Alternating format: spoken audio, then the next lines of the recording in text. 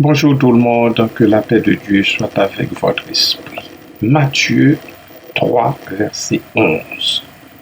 Moi, je vous baptise d'eau pour vous amener à la repentance. Mais celui qui vient après moi est plus puissant que moi, et je ne suis pas digne de porter ses souliers. Lui, il vous baptisera du Saint-Esprit et de feu. Mais celui qui vient après moi est plus puissant que moi, et je ne suis pas digne de porter ses souliers. Lui, il vous baptisera du Saint-Esprit et de feu. Amen. Gloire à Dieu.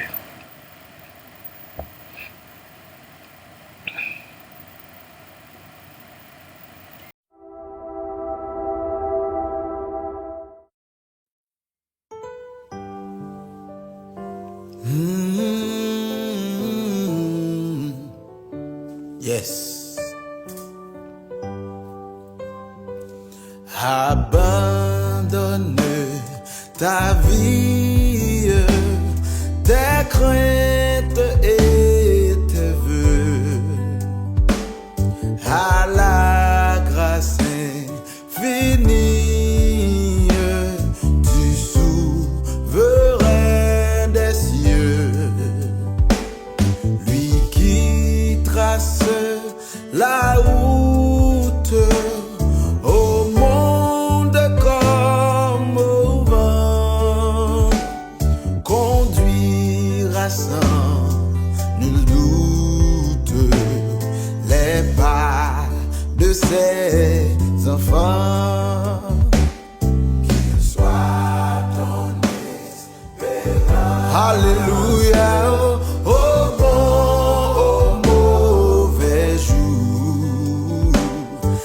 Soit dans la souffrance, ton unique recours. Dis-lui toutes tes peines, remets-lui tes douleurs. Il a brisé tes chaînes.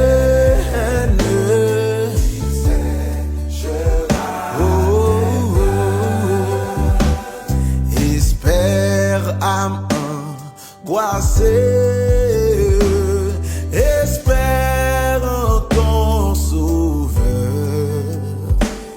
Il connaît ta pensée, il a lu dans ton cœur.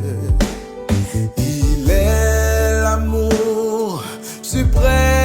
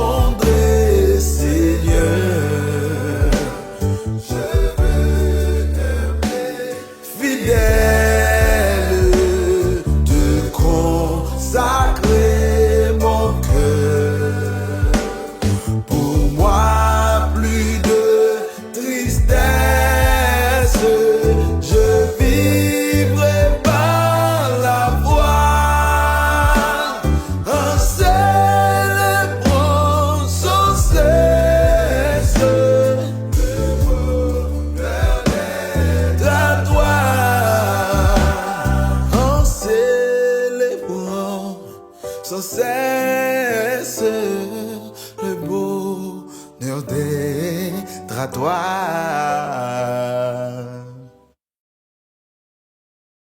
Hallelujah. Bien-aimés du Seigneur, oui, bonjour. Vous comprenez qu'après une semaine au cours de laquelle je vous ai entretenu sur la grâce de Dieu, que maintenant, il est tout à fait normal que je glisse un mot par rapport au baptême, quant au baptême. Ainsi, le verset précédemment lu, que nous trouvons en Matthieu chapitre 3, verset 11, où il est écrit « Dis-moi, je vous baptise d'eau pour vous amener à la repentance, mais celui qui vient après moi est plus puissant que moi, et je ne suis pas digne de porter ses souliers. Lui, il vous baptisera du Saint-Esprit et de feu. » Pour que vous saisissiez le pourquoi de ce verset 11, je remonte au verset 7. Je vous apporte le verset 7, où nous lisons sous la plume de Matthieu l'évangéliste, mais voyant venir à son baptême, ici il est en train de parler de Jean-Baptiste, comprenons, non? Voyant venir à son baptême beaucoup de pharisiens et de sadducéens, il leur dit, race de vipères, il les injure, il les traite de vipères, race de vipères. Race de vipères. Qui vous a appris à fuir la colère à venir? Voilà la question qu'il leur a posée. Race de vipères, qui vous a appris à fuir la colère à venir? Pourquoi leur pose-t-il une telle question tout en les taxant de race de vipères? C'est que le nom pharisien vient de mot hébreu qui signifie séparé. Lorsque le ministère des prophètes eut cessé, après l'exil, des hommes pieux appelés Hasidim, saints, s'efforcèrent de maintenir vivant le respect de la loi parmi les descendants des Juifs revenus de captivité. Ce mouvement dégénéra et devint les pharisiens du temps du Seigneur Jésus. Les pharisiens annulaient la loi au profit d'interprétations traditionnelles que Dieu avait, selon leur point de vue, communiqué lui-même à Moïse, et il les dotait de l'autorité même de la loi. Vous verrez cela en Matthieu chapitre 15, verset 2, 3, Marc 7, 8 à 13, Galates 1, 14. Les pharisiens formaient une secte. Les membres de cette secte étaient contraints de demeurer fidèles aux principes du pharisaïsme. Ils avaient un sens moral, du zèle et s'imposaient des privations, mais se persuadaient qu'ils étaient justes selon Luc 18, verset 9. Ils étaient dépourvus de toute conscience de leur péché et de leur misère. Luc 7, 39 en parle. Premiers persécuteurs de Jésus-Christ, ils furent les instruments de sa condamnation impitoyable. Matthieu 23, 1 à 36, Luc 11, 42 à 44. Quant aux Sadducéens, eux, une autre secte juive, ils niaient l'existence des anges et des esprits, tous les miracles et en particulier la résurrection corporelle.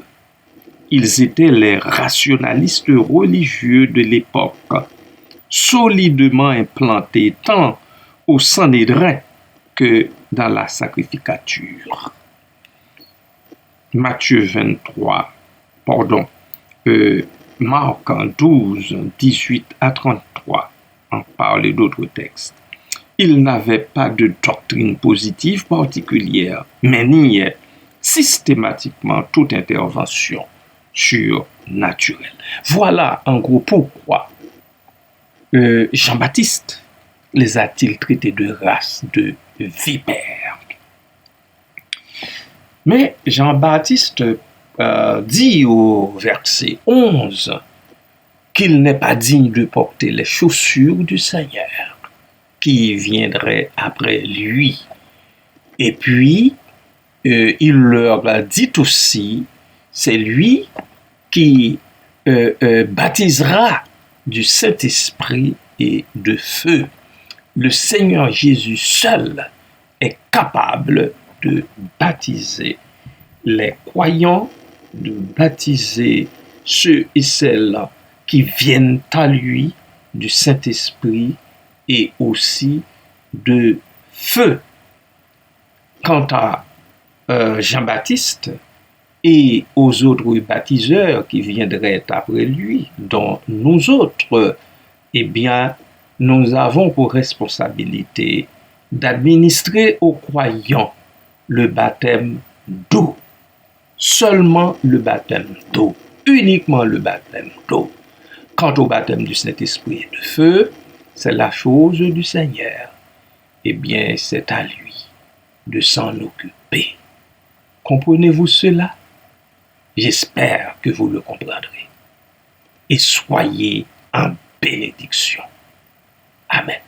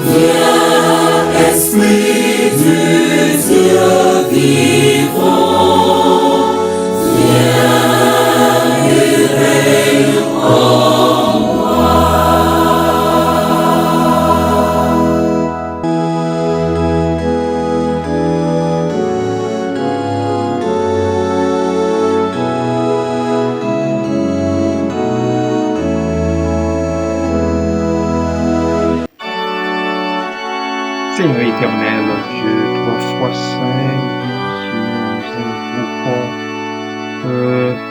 Seigneur, ta grâce, ta grande bonté, ta bonté incommensurable sur nous pauvres pécheurs, afin que, oh Dieu, tu nous envoies ton Esprit Saint, l'Esprit de vérité, Seigneur, que ton Esprit vienne, Seigneur, nous embraser afin qu'au Dieu, nous ne soyons nous aussi en retour considérés comme une race de vipères dont a parlé ton serviteur Jean-Baptiste aux pharisiens et sadducéens de son époque. Merci Seigneur pour l'écriture que nous avons, que tu nous donnes, qui nous instruit de ces choses. Papa, nous ne pouvons pas dire que nous n'avons pas été enseignés, puisque ta parole est là, ta parole, Seigneur, ta parole est là sous nos yeux et tu nous donnes suffisamment de connaissances pour la lire, pour l'analyser et aussi en saisir toute la portée de cette parole pour laquelle tu l'envoies aux humains. Merci Père, merci Papa, merci Seigneur, que nous puissions nous rendre disponibles, Seigneur, pour que le Seigneur Jésus nous baptise du Saint-Esprit et de feu, Seigneur, que nous soyons trouvés par lui lorsque le moment est venu, Seigneur, que, oh Dieu, nous puissions répondre présent à son appel quand il nous appelle par nos noms pour poser son sceau divin sur chacun, sur chacune de nous. Merci Seigneur. Merci pour cela. Merci Seigneur pour Jean-Baptiste qui a rempli sa mission auprès de ses concitoyens. Merci pour cela. Et donne-nous, Seigneur, à nous qui sommes présents en ce bas monde, donne-nous, ô Dieu, de nous acquitter de la mission, Seigneur, que tu nous donnes, de nous acquitter, Seigneur, de notre mission sur terre, la mission pour laquelle tu nous conserves encore le souffle de vie ici-bas.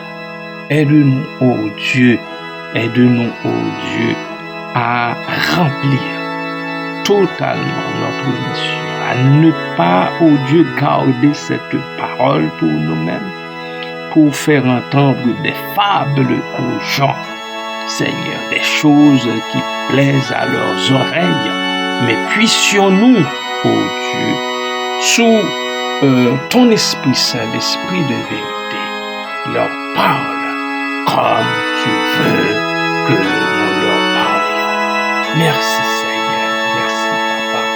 Ton peuple est devant toi qui retourne à une autre semaine de boulot, alors de voyagement entre la maison et Seigneur, leur lieu de gagne-pain, que ta bonne main soit sur chacun d'eux.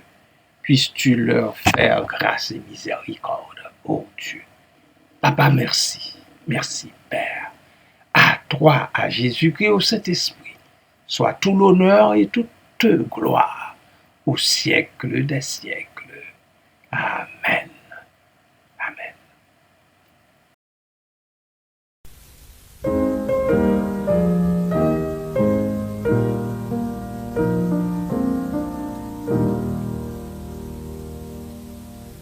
L'Éternel te bénisse, l'Éternel te bénisse et te garde.